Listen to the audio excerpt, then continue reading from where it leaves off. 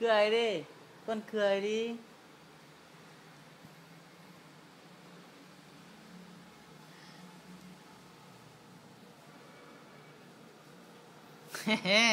Sao ngoại nghẹo cổ này. Mẹ nằm báo chẳng ngoảnh chẳng con gì à. Nè. Cười thật thì. Nè.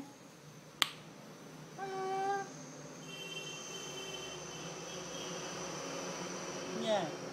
Yeah.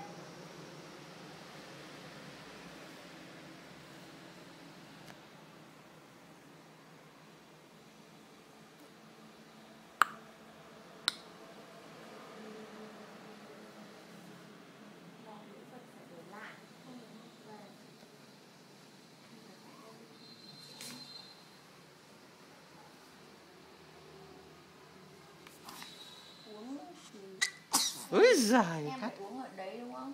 Rồi mang một can nước mang về dùng để nấu cơm hoặc đun lên làm nước uống. Nước phải đủ 3 ngày tức là cười đi. Nhè. Thì cười đấy.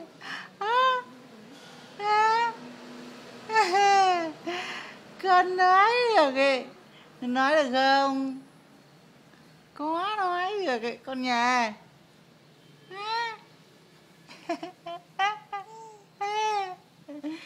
Thì nói gì? Dịch cái tiếng Việt cho nghe xem nào.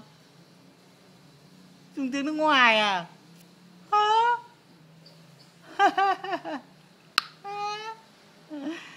Dùng tiếng nước ngoài à? Nè. Dùng tiếng nước ngoài đấy.